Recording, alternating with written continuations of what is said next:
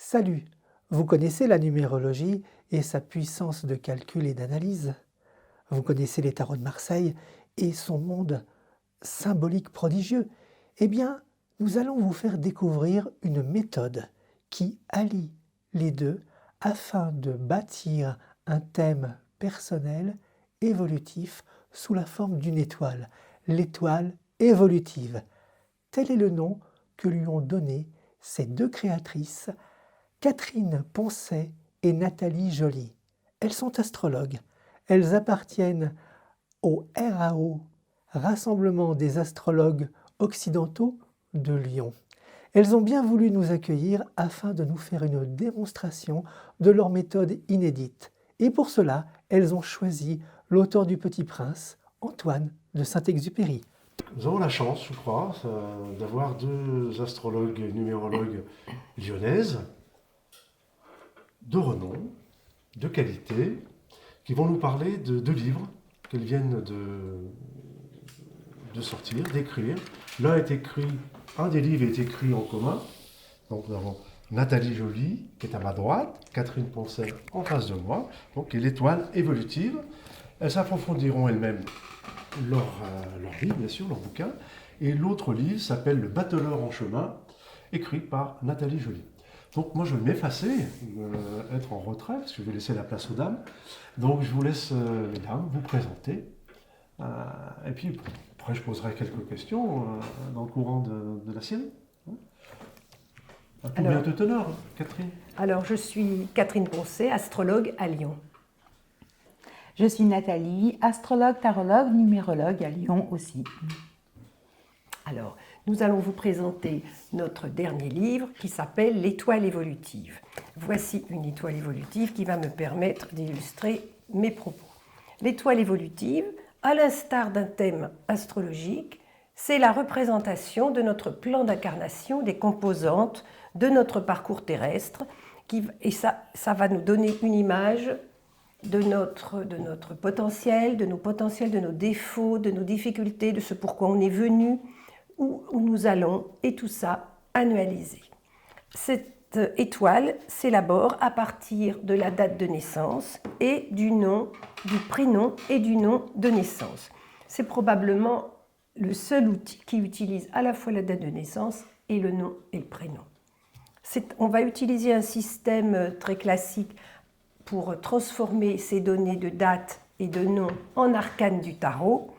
Et nous utilisons le système A égale 1, B égale 2, J10 redevient 1, jusqu'à 22, les 22 arcanes du tarot. 23, ça deviendra 5. Cette étoile est composée de 17 emplacements où nous affichons les arcanes, 17 comme le 17 du tarot, l'étoile du tarot, l'arcane de l'étoile. Il y a, comme vous voyez, une colonne centrale de 7 arcanes, comme les 7 chakras, que nous appelons la colonne de lumière, et en périphérie, 10 arcanes qui sont calculés à partir de la date de naissance. Les 7 arcanes du centre de la colonne de lumière sont calculés à partir de l'identité, le nom et le prénom. 7 arcanes nous font penser à l'arcane 7, le chariot du tarot, et 10 nous ramènent à la haute fortune. En effet, c'est une étoile évolutive, et c'est l'arcane 7 et l'arcane 10 sont les deux seuls arcanes qui ont une roue. C'est une étoile évolutive, on va faire tourner les roues de notre destinée. Dans notre livre, vous allez trouver un descriptif de chaque arcane pour les personnes qui ne sont pas très familières avec le tarot, un descriptif des postes, ces emplacements nous les appelons des postes, comment on les trouve et leur signification, leur résonance de poste à poste, comment ils vont interagir les uns aux autres. Ce n'est pas la même chose d'avoir une force ou d'en avoir 2 ou d'en avoir 3 par exemple. La force de notre outil, c'est d'avoir mis au point des protocoles de soins dans le cadre de transition de vie, deuil, changement d'orientation, etc. Et nous utilisons en parallèle et en analogie avec les arcanes les fleurs de Bach. Donc dans le livre, on explique aussi les fleurs de bac, nous expliquons les différents protocoles mis au point et nous avons quelques exemples vécus. Nous avons également à notre disposition un logiciel que nous avons élaboré pour nous éviter tous les calculs fastidieux, bien entendu, des 17 postes. Maintenant, Nathalie va vous présenter un exemple précis. Bien Nathalie, la parole est à vous. Merci. Alors, nous avons décidé de vous présenter l'étoile évolutive d'Antoine de Saint-Exupéry, parce que je pense qu'Antoine de Saint-Exupéry parle à beaucoup d'entre nous. Alors, comme vous l'a expliqué Catherine, vous avez 17 postes différents. Alors, bien sûr, je ne vais pas pouvoir analyser les 17 postes maintenant, mais je vais déjà vous parler de certains d'entre eux. Alors, déjà, pour bien comprendre un poste, on va le mettre en analogie avec un arcane de tarot. Donc, je vais commencer à vous parler du poste 1. Donc, le 1, bien sûr, si on a le réflexe tarot, ça nous ramène à l'arcane 1, c'est-à-dire le battleur. Ce battleur, il est au début du chemin initiatique parce que nous savons tous que le tarot, c'est avant tout un chemin initiatique. Donc, c'est le démarrage. Et sur sa table, vous voyez qu'il a tout son potentiel, tous ses outils. Et c'est ce dont va nous parler le poste 1, c'est de nos talents, de notre potentiel. Alors bien sûr, comment on calcule le poste 1 d'un individu? Eh bien, il se calcule avec l'addition de son jour et de son mois de naissance. Alors, on prend pour Saint-Exupéry qui est né le 29/06/1900, donc 29, puisque le nombre est supérieur à 22, eh bien on va additionner 2 plus 9 qui va nous donner 11, qu'on va additionner au mois de naissance, c'est-à-dire 6, donc 11 plus 6 égale 17. Donc, Antoine de Saint-Exupéry aura l'arcane 17, c'est-à-dire l'étoile, dans son poste 1. Alors, l'étoile, qu'est-ce que l'étoile dans le tarot? L'étoile, c'est un arcane qui nous parle de foi, qui nous parle de merveilleux, qui nous parle de fée, qui nous parle d'amour inconditionnel. Et dans notamment Le Petit Prince, Saint-Exupéry a beaucoup de citations avec le mot étoile. Par exemple, les étoiles sont éclairées pour que chacun puisse un jour retrouver la sienne.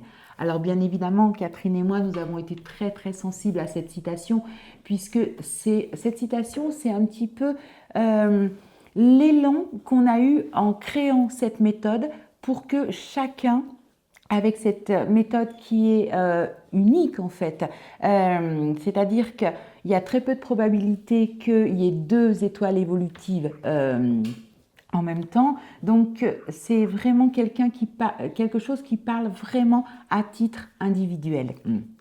Donc maintenant, je vais vous parler du poste 2. Alors, le poste 2, il est extrêmement riche, donc je vais prendre mon temps pour le détailler, puisque, alors déjà, il est en analogie avec l'arcane de la papesse. Donc la papesse, vous voyez l'image, c'est une femme qui est particulièrement voilée, puisque son rôle de la papesse, c'est d'être patiente, c'est d'attendre son heure pour dévoiler un trésor caché. Donc le poste 2 va être en fait un trésor qui est caché et qu'on va devoir dans notre existence révéler. Donc ça, c'est déjà la première interprétation. En analysant plusieurs étoiles évolutives, nous nous sommes rendus compte que l'arcane qui se trouve à ce poste-là, eh bien, sa valeur numérique de cet arcane est en lien avec un traumatisme, avec l'âge où s'est passé un traumatisme en lien avec l'archétype de l'arcane. Alors, je vais vous expliquer tout ça en concret, ça sera beaucoup plus facile à comprendre. Donc déjà, comment on calcule un arcane en poste 2? Donc, il se calcule par la différence entre l'année de naissance, réduite bien évidemment, moins le mois de naissance. Donc, Saint-Exupéry est né en 1900, donc 1900, ça fait 1 plus 9 plus 0 plus 0 égale 10, auquel on va soustraire 6, son mois de naissance, donc 10 moins 6 égale 4. Donc, en poste 2, Antoine de Saint-Exupéry aura l'arcane 4, c'est-à-dire l'empereur. Alors, qu'est-ce que l'empereur dans le tarot? L'empereur, c'est le premier arcane qui nous parle de l'archétype paternel, c'est-à-dire c'est le géniteur. C'est celui qui donne le nom NOM, mais aussi le nom NON, c'est-à-dire les limites. En psychologie, on sait que la structure, elle vient du père, c'est le père qui pose les limites. Donc, on sait aussi que Saint-Exupéry a perdu son père à 4 ans. Donc, quand je vous expliquais que la valeur numérique de l'arcane, donc l'empereur arcane 4, est en lien avec un élément souvent désagréable qui se produit à l'âge de l'arcane. Donc, effectivement, figure paternelle perdue à 4 ans. Et toute la vie de Saint-Exupéry, quelque part, nous prouve à quel point il a transcendé cette difficulté à la base, parce que un arcane en poste 2, c'est toujours une difficulté. Alors bien sûr, on connaît Saint-Ex comme l'auteur du Petit Prince, évidemment, comme l'aviateur de l'aéropostale, mais on ne le connaît pas sous un autre angle qui a su beaucoup toucher notre cœur, c'est que Saint-Exupéry, c'est aussi un philosophe de l'action. Comme Hemingway, comme d'autres personnes. Et bien, qu'est-ce qu'un philosophe de l'action? C'est un homme qui considère que la dimension de son incarnation doit s'élever bien plus haut que sa petite personne. C'est-à-dire qu'il doit œuvrer pour le collectif et surtout pour faire évoluer les choses. Donc, c'est un homme qui va sur le terrain.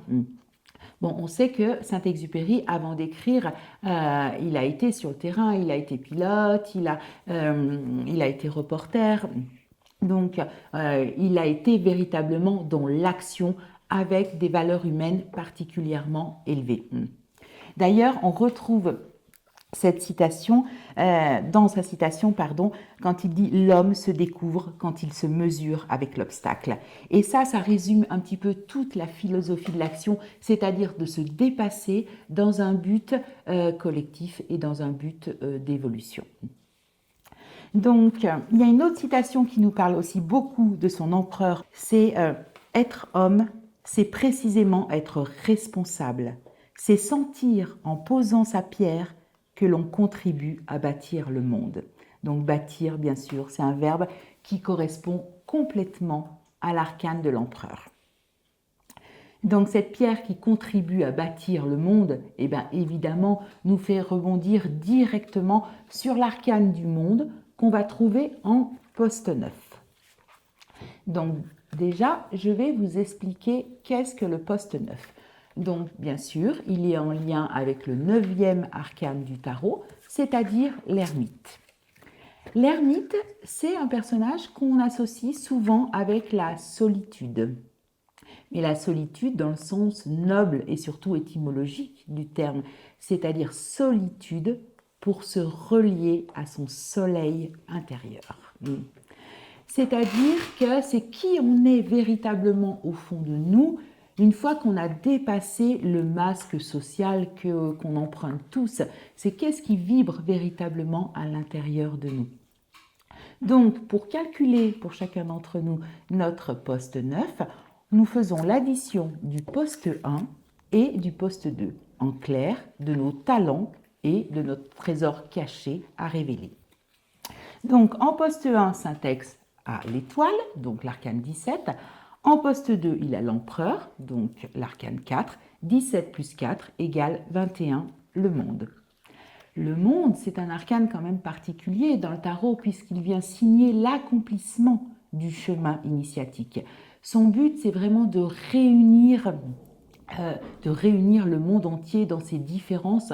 Ça aussi, on le retrouve vraiment dans sa citation quand il nous dit « Si tu diffères de moi, mon frère, loin de me léser, tu m'enrichis ». Dans cette phrase, Saint-Ex, bien évidemment, prônait l'idée que la différence de chacun, c'est une richesse pour tous. Il a illustré de tellement de façons ce merveilleux arcane du monde. Déjà, il a épousé Consuelo, c'est-à-dire une salvadorienne, donc une étrangère.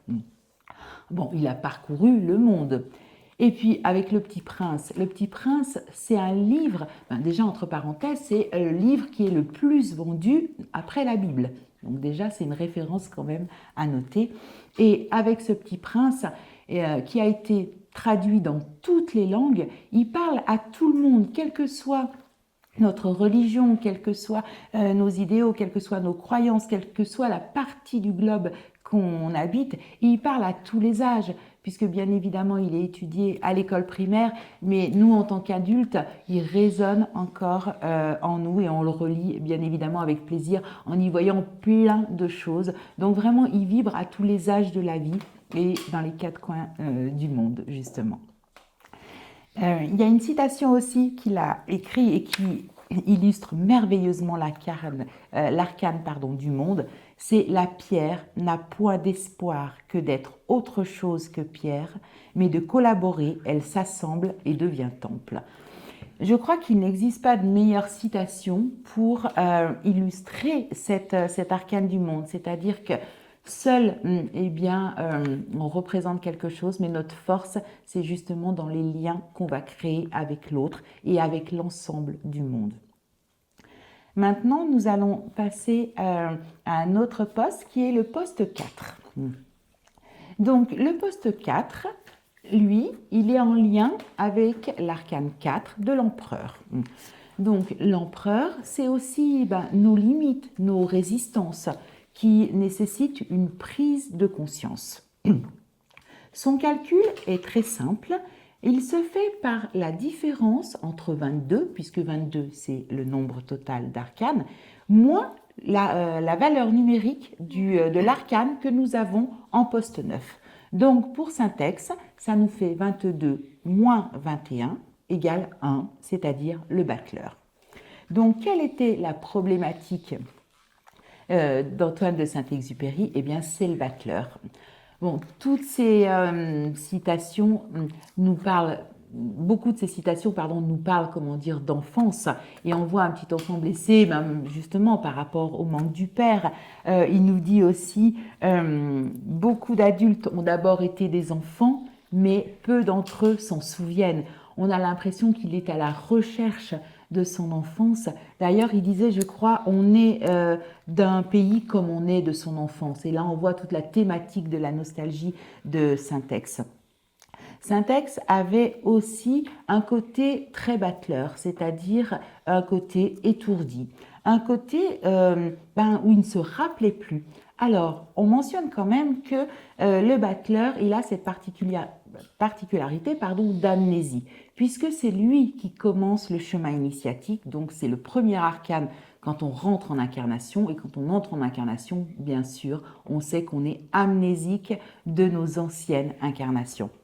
D'ailleurs, c'était un élève consciencieux qui apprenait vraiment avec méthode, avec rigueur, ce qui nous prouve qu'il avait vraiment transcendé son empereur. Mais par contre, quand il était en vol, il oubliait tout ce qu'il avait appris. Il devenait ce battleur amnésique.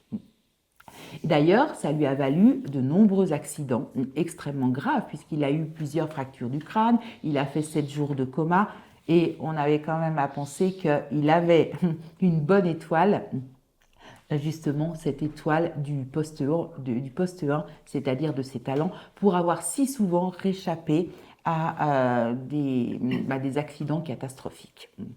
Donc, voilà, je vous ai présenté une partie des postes. Je vais juste vous dire 2 mots par rapport au poste 7 et au poste 8 qui ont une particularité commune, c'est de changer tous les ans. Et par le fait que ces 2 arcanes changent tous les ans, ce changement va rejaillir en fait et dynamiser, présenter en fait quelque chose de nouveau par ces éléments différents sur notre plan d'incarnation. C'est en fait une proposition annuelle d'un nouveau travail, d'un nouveau plan d'évolution sur notre étoile évolutive.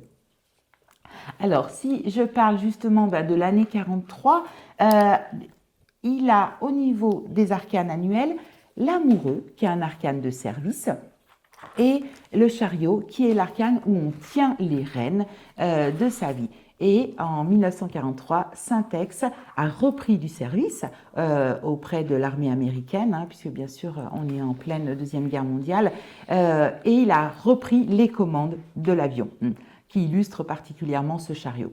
Alors ce chariot, c'est l'Arcane 7, il est en poste 7, donc vous voyez la répétition qui en fait va donner une importance encore plus forte à ce chariot qui nous montre bien que notre Syntex aux commandes d'un avion, il est véritablement sur sa voie à lui, puisque le chariot est avant tout un arcane de voie.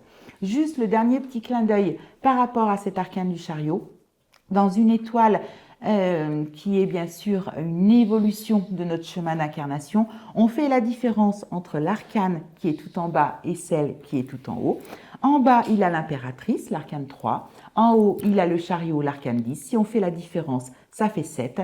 Ça nous montre le chariot, donc qui nous montre à quel point Syntex a bien réalisé sa voie personnelle, en plus au service du monde. Bien Nathalie, merci, parce que c'est un exposé qui nous éclaire, vraiment. Je ne connaissais pas cette nouvelle méthode de vos causes, puisqu'on est là pour en parler. Il me semble, à travers de ce que vous avez dit, et ce que j'ai pu regarder et présenter par Catherine, que les images du tarot sont un petit peu spéciales. C'est un jeu unique, c'est un jeu que vous avez dessiné, c'est un jeu... Alors oui, effectivement, c'est un jeu que nous avons créé, Catherine et moi, bien tout simplement parce que nous sommes aussi deux astrologues et on avait envie de s'offrir le plaisir de pouvoir rajouter des symboles astrologiques sur nos arcanes de tarot. De mettre des petits codes secrets comme ça pour se dire que les astrologues allaient pouvoir reconnaître, voir un message supplémentaire. Et je tiens à préciser que effectivement, on a créé toutes les deux les arcanes et que c'est Gaëlle Chapuis, une de nos amies, qui les a dessinés. Donc effectivement, voilà, c'est un jeu unique avec, on a voulu aussi mettre les chakras, rajouter des petits messages codés qu'on laisse à chacun le plaisir de découvrir un petit peu comme le poste 2, c'est-à-dire le trésor caché à révéler. Le poste 2, ça tombe bien, je crois que vous avez abordé quelques postes, quelques facettes. Oui. Mais il semble bien qu'il y a encore de multiples facettes. Vous voulez les aborder maintenant ou ça fera partie d'une autre série? Ou déjà c'est suffisant et on encourage les personnes qui nous regardent d'essayer de se procurer le livre? Donc effectivement, ne serait-ce que pour un poste, et notamment ce poste 2, j'aurais pu aller beaucoup plus en profondeur. Alors je vais peut-être dire 2-3 mots sur cette colonne de lumière, parce que comme vous le voyez, cette colonne, elle est en lien avec les 7 chakras. Donc bien évidemment, les postes qui leur correspondent n'ont pas été posés là par hasard. Donc je vais vous parler juste du poste 10, qui est en lien avec le nom de famille, et puis le poste 15 qui va représenter le prénom. Parce que pour moi, le nom de famille, c'est une mémoire, et le prénom, c'est un projet. Donc déjà, on pourrait méditer sur cette phrase, mais en fait, l'étoile évolutive va nous permettre de comprendre, nous, en tant qu'êtres individuels, avec notre poste 15, qu'est-ce qu'on va apporter à notre lignée. Et bien évidemment, en étudiant l'arcane qui se trouve dans le poste 10, eh bien, ça nous fera travailler sur le transgénérationnel. Vous aviez évoqué tout à l'heure la une année, plus précisément 1943. Vous pouvez un peu développer Alors, j'ai cherché un arcane a toujours beaucoup plus de force lorsqu'il est en analogie directe avec son poste, c'est-à-dire poste 7 qui change tous les ans. Si l'arcane 7 se trouve dessus, c'est une année particulièrement importante. Or, l'arcane 7, c'est le chariot. Donc, j'ai cherché, en mettant des calculs bien entendu, quand Saint-Exupéry aurait le chariot en poste 7. Et il se trouve que c'est 1943. C'est pour ça qu'on parle de cette année-là. Mais tous les ans, évidemment, ces deux postes changent, et tous les ans, les faits de sa vie ou ce qu'il ressent, etc., sont illustrés par les arcanes correspondants. Et l'année 1943, il s'est passé quelque chose correspondant à l'arcane. Ça veut dire une année où il va prendre sa vie en main, une année parfaitement décisive dans sa vie. Le chariot est une lame princière. Et donc, c'est une année où il a demandé l'autre poste qui est annualisé, c'est le poste 8. En poste 8, la même année, alors le poste 8, il marche avec la date anniversaire. Il a l'amoureux. L'amoureux, c'est une lame de service. Cette année 1943, il a fait des pieds et des mains pour être réengagé dans l'armée, donc en lien avec l'armée américaine. Et parce que c'était pas un pilote tellement apprécié, vu tous les accidents qu'il provoquait, ou qu'il avait, il esquintait les appareils. Il n'était pas vraiment fiable comme pilote. Jules Roy dit qu'il n'était pas mauvais, il était plutôt bon, mais un peu fiable, on va dire, puisqu'il était très dans Nathalie l'a dit, comme le dit le battleur. C'était important pour lui de reprendre du service parce qu'il est mort l'année d'après. Donc c'est comme s'il savait qu'il devait y retourner. Et il est mort en 44, en 31 juillet 44. Donc ce chariot en maison 7, lame 7 dans le poste 7, prend toute son importance au regard de la fin de sa vie. C'est ce que Nathalie avait détaillé tout à l'heure. C'est bien de me rappeler, ça ne reste déjà que pour moi. Que mon vocabulaire, surtout ma connaissance s'enrichit. Et je voulais justement rebondir sur... vous êtes astrologue, vous l'avez déjà présenté comme ça tout à l'heure, en tous les cas. Comment utilisez-vous cet outil-là qui semble quand même important? Est-ce qu'il remplace un thème astral? Est-ce qu'il vient le compléter? Est-ce qu'il vient le compléter à 50%, à 80%, à 10%? C'est difficile de dire ça, de donner des chiffres, mais malgré tout, quelle place a cet outil dans une consultation? Je dirais que rien ne remplace quelque chose. Ça peut bien évidemment venir compléter. Après, j'aurais envie de dire que par rapport à l'astrologie, on va être dans un langage tarot. Il y a des personnes qui aiment l'astrologie, qui résonnent au vocabulaire astrologique, et puis d'autres personnes beaucoup moins. On va dire que peut-être l'avantage du tarot par rapport au langage astrologique, c'est qu'il y a des images sur lesquelles les consultants vont pouvoir s'identifier. Quand on parle notre langage astrologique, planète, signe, les personnes souvent sont un petit peu perdues. D'ailleurs, dans nos consultations astrologiques, nous veillons souvent à ne pas trop utiliser notre vocabulaire astrologique. Tandis que là, avec une étoile évolutive qui est un langage tarot, on montre l'arcane aux personnes qui peuvent s'identifier et d'ailleurs on la laisse souvent parler elle parce que c'est son langage qui est plus important que le nôtre et après nous on apporte des compléments mais déjà il y a une notion vraiment d'identification à l'arcane qu'on lui présente. C'est pour moi en tout cas le plus que va apporter un langage tarot par rapport à un langage astrologique. Et est-ce qu'on peut faire une consultation uniquement avec ce tarot évolutif? Bien sûr, une étoile évolutive, si on veut l'approfondir, très sincèrement, ça mériterait au moins 5 consultations. Donc, au moins une, c'est sûr. Surtout que je vous ai précisé au début que c'était aussi un outil de soin. On va pouvoir on a mis en place des protocoles à la fois fixes, tels par exemple la transition de vie, on va utiliser tel arcane forcément, mais telle fleur de bac, par exemple pour l'adolescent, un peu comme l'homéopathie, on va dire on a un rhume, on va prendre ça. Et puis après on va aller plus profondément personnaliser le protocole et on va le personnaliser avec les arcanes. Donc là évidemment c'est encore des recherches supplémentaires. Et je voulais rebondir lorsque tu disais Michel que c'était peut-être un complément de l'astrologie. Moi je trouve que j'aime beaucoup faire des ponts. Et en effet, on retrouve, et enfin c'est quand même logique, on retrouve des aspects en thème astrologique, des éléments qu'on va retrouver aussi dans l'arcane. Je vous donne un petit exemple. Là, ce soir, justement, on va présenter un thème en aveugle, un thème. Eh bien, la personne, elle est très marquée par Uranus dans son thème astral. Donc Uranus, la nouveauté, les bouleversements. En fait, si on connaît un peu l'astrologie, Uranus est la planète des révolutions. Et cette même personne, dans son étoile évolutive, a 6 roues de fortune. Ce qui est rarissime, d'avoir 6 arcanes identiques. Roue de fortune, c'est un peu l'idée d'Uranus. Les choses bougent. Qu'est-ce qui va encore nous arriver? On va être prêt à la nouveauté, on va vouloir se démarquer. Tout le langage d'Uranus, on peut le mettre aussi sur la roue de fortune. Et cette même personne, elle a à la fois un Uranus très favorablement placé, très fortement placé, et 6 roues de fortune.